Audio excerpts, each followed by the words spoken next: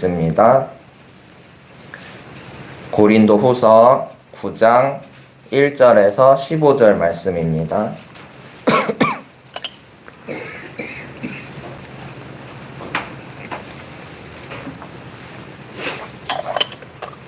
우리 한 절씩 교독하시고 마지막 절은 함께 읽겠습니다.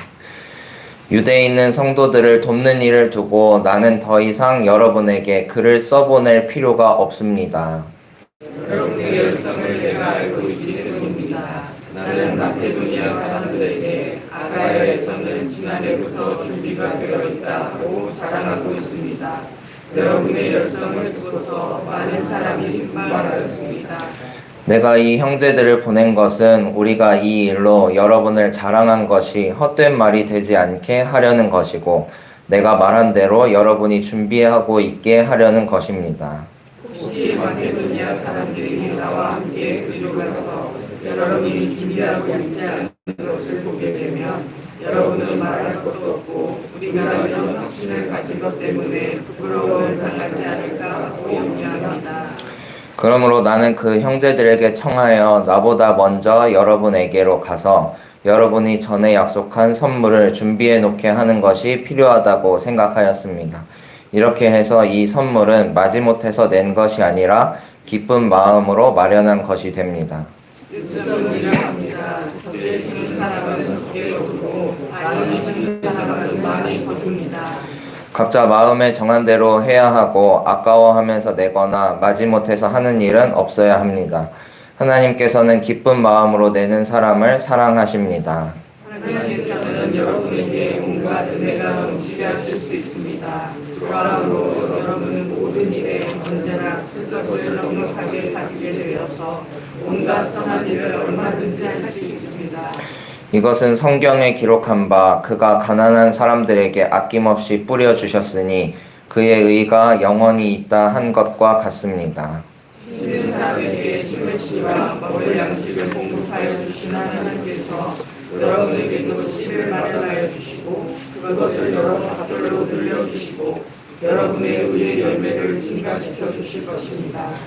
하나님께서 여러분을 모든 일에 부요하게 하심으로 여러분이 후하게 헌금을 하게 될 것입니다.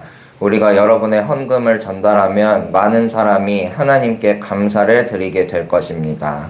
여러분이 수행하는 이 봉사의 일은 성도들의 궁핍을 채워줄 뿐만 아니라 많은 사람들로 하여금 하나님께 감사를 넘치게 드리게 할 것입니다. 여러분의 이 봉사의 결과로 그들은 하나님께 영광을 돌릴 것입니다.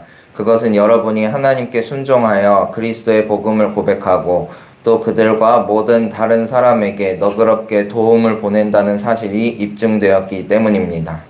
그들 또한 여러분에게 주신 하나님의 넘치는 은혜 때문에 여러분을 그리워하면서 여러분을 두고 기도할 것입니다. 다 같이 읽겠습니다. 말로 다 형언할 수 없는 선물을 주시는 하나님께 감사합니다. 아멘. 오늘도 이 새벽에 주시는 은혜로 하나님과 동행하는 우리 모두가 되기를 소망합니다. 오늘은 본문 말씀이 좀 길었는데요. 그래서 말씀 제목이 짧습니다. 말씀 제목은 의연금이라는 말씀의 제목으로 말씀을 나누고자 합니다. 여러분은 이 의연금이라는 단어를 들어보신 적이 있으신가요? 저도 말씀을 준비하면서 처음 들어보게 되었는데요. 한자 그대로 해석하면 오를 의, 버릴 연, 쇠 금자를 써서 옳은 일을 위해 버리는 돈 정도로 이해할 수 있겠습니다. 이 단어는 어디서 나오냐 하면 오늘의 말씀 9장 12절과 13절에 나오는 봉사의 일, 봉사의 결과와 같은 단어를 공동번역 성경으로 보니까 의연금이라고 표기하고 있었습니다. 오늘 본문의 말씀이 헌금에 대한 이야기이기 때문에 쉽게 말해서 헌금을 새번역 성경에서는 봉사의 일이라 쓰고 공동번역 성경에서는 의연금이라고 쓰고 있는 것입니다. 저는 이 의연금이라는 단어를 처음 접하면서 이 단어의 중간에 나오는 연자가 버리다라는 뜻을 가지고 있다는 사실에 놀랐습니다. 예를 들어 헌금을 뜻하는 말이니까 전할 전자를 써서 의전금이라든지 또는 하나님께 바친다는 의미로 바칠 공자를 써서 의공금이라고 표현할 수도 있었을 텐데 굳이 버릴 연자를 써서 의연금이라고 표현한 데에는 숨은 의미가 있지 않을까 하는 생각을 하게 되었습니다. 그런데요, 오늘 본문을 쭉 살펴보다 보면 왜 헌금을 공동번역에서 의연금이라고 표현했는지, 왜 옳은 일에 버리는 돈이라고 말했는지 아마 납득이 가실 겁니다. 이 한 가지 궁금증을 가지고 말씀을 함께 나누어 보도록 하겠습니다. 어제 우리 김일곤 전사님을 통해 주신 말씀에 이어서 오늘은 바로 다음 장인 고린도후서 9장의 내용으로 은혜를 구하고자 합니다. 8장과 9장 모두 같은 상황에서 헌금이라는 동일한 주제에 대해 말하고 있습니다. 다만 조금 다른 점이 있다면 오늘의 말씀 9장에서는 헌금하는 이의 자세와 헌금의 유익에 대해 조금 더 자세히 설명하고 있습니다. 9장 1절에서 사도 바울은 유대에 있는 성도들을 돕는 일을 두고 나는 더 이상 여러분에게 글을 써보낼 필요가 없습니다. 여러분의 열성을 내가 알고 있기 때문입니다. 라고 말합니다. 당시 각 지역에 퍼져 있는 교회들은 유대 성도들이 섬기고 있던 예루살렘 교회의 좋지 않은 형편을 잘 알고 있었습니다. 당시 예루살렘 교회는 로마 황제의 치하에서 심한 기근과 궁핍에 시달리고 있었습니다. 반면 사도 바울이 전도 여행을 다녔던 지중해 북부 지역에는 무역과 상행위가 활성화되어 있었기 때문에 비교적 형편이 넉넉했습니다. 따라서 지중해 북부 지역에 있는 교회에서 유대 지방으로 헌금을 모아 보내는 일이 종종 있었습니다. 2절에 보시면 나는 마케도니아 사람들에게 아가야에서는 지난해부터 준비가 되어 있다 하고 자랑하고 있습니다. 라고 말합니다. 이 말을 이해하려면 그 상황에 대한 이해가 좀 필요한데요. 당시 사도 바울은 마케도니아의 한 교회에 머물면서 이 고린도 후서를 썼습니다. 고린도 지역에 있는 성도들에게 편지를 써서 보낸 것이죠. 그런데 고린도 지역이 바로 아가야라는 지방에 속한 도시였습니다. 그러니까 아가야 사람들이 어찌저찌 했다라고 말하면 고린도 사람들에 대한 이야기구나 하고 이해할 수 있습니다. 마치 성북구에 사는 저희들에게 아이고 서울 사람 다 됐네 하고 표현하는 것과 비슷한 말입니다. 그런데 사도 바울은 마케도니아 사람들에게 아가야에서는 지난해부터 준비가 되어 있다고 자랑하고 있다고 말을 합니다. 무엇이 준비되어 있다고 말할까요?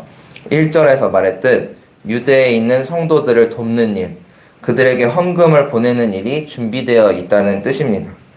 사도 바울은 이렇게 각 교회들을 살리기 위해 헌금을 모금하는 일에 열심을 냈습니다.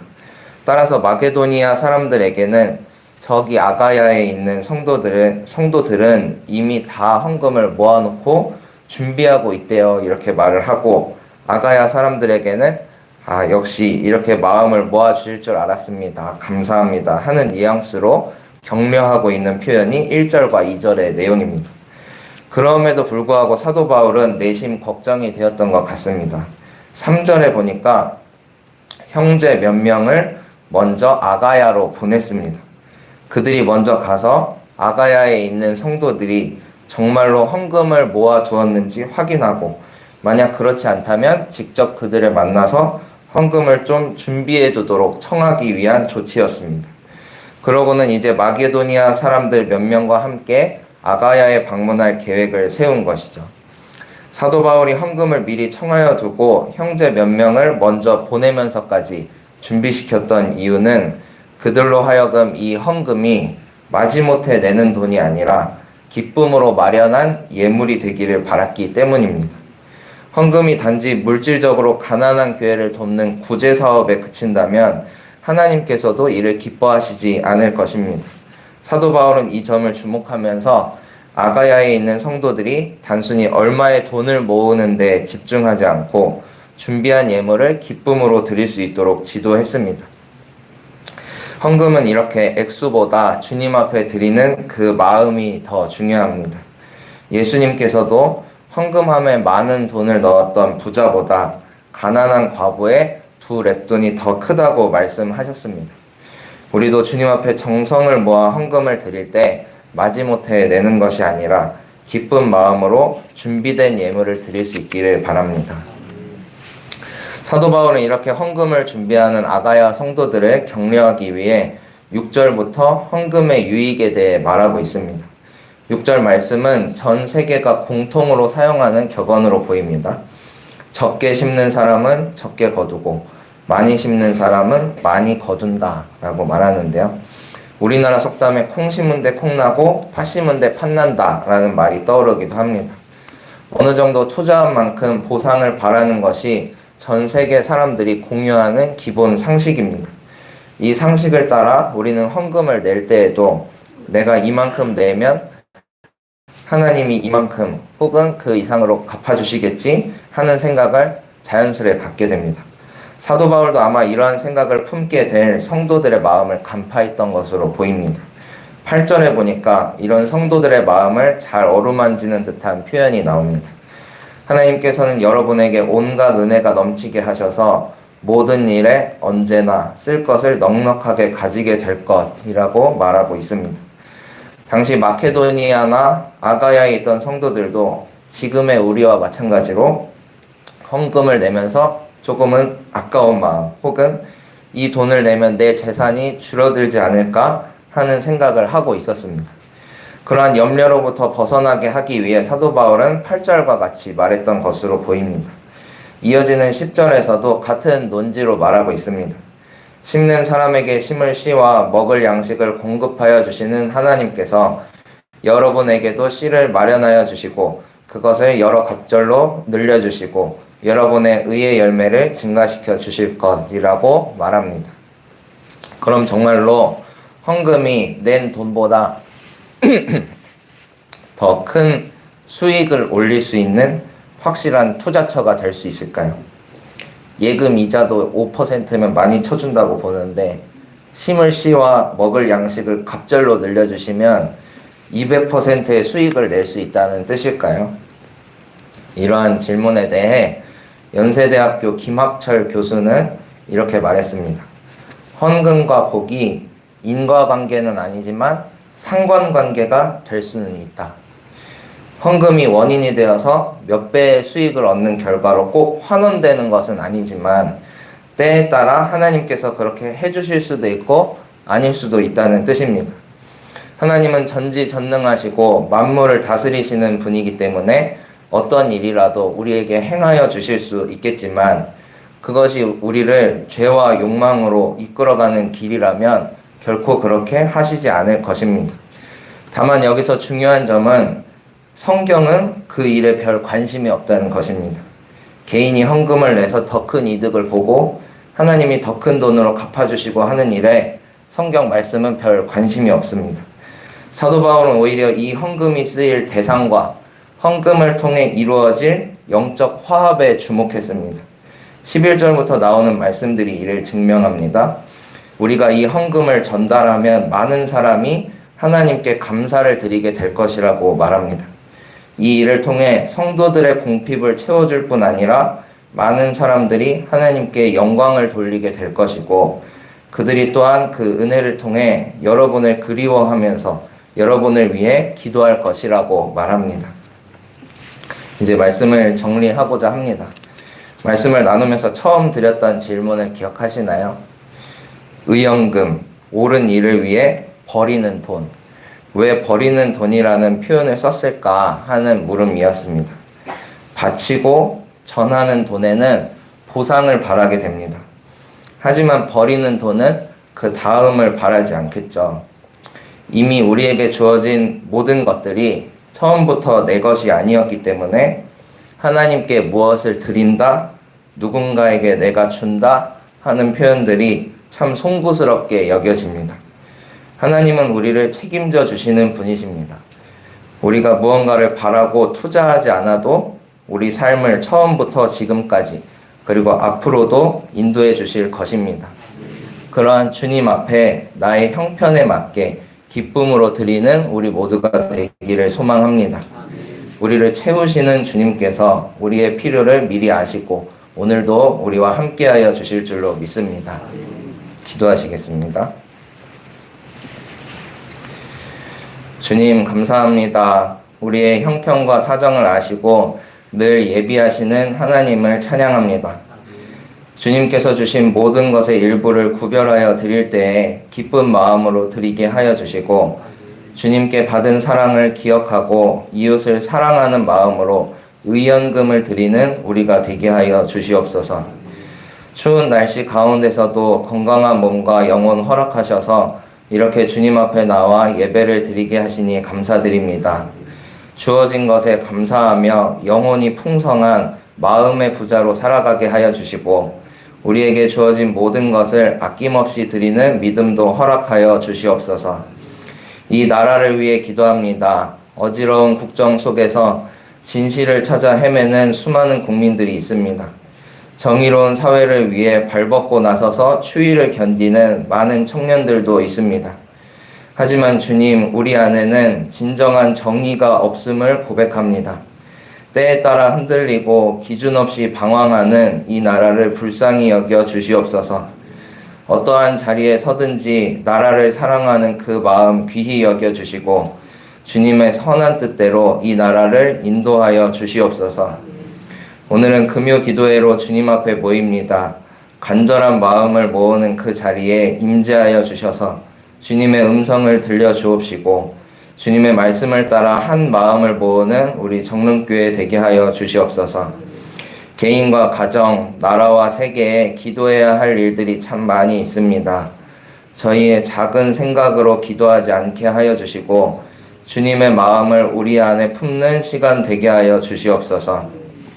이 시간 귀한 예물 주님 앞에 드린 손길이 있습니다. 주께서 받아주시고 선한 일에 사용하여 주시옵소서. 모든 것 주님께 맡겨드리며 살아계신 예수의 이름으로 기도합니다. 아멘. 하늘에 계신 우리 아버지여, 이름이 거룩히 여김을 받으시오며 나라가 임하시오며 뜻이 하늘에서 이루어진 것 같이 땅에서도 이루어지이다. 오늘 우리에게 일용할 양식을 주시옵고, 우리가 우리에게 죄 지은 자를 사하여 준 것 같이 우리 죄를 사하여 주시옵고, 우리를 시험에 들게 하지 마시옵고, 다만 악에서 구하시옵소서. 나라와 권세와 영광이 아버지께 영원히 있사옵나이다. 아멘.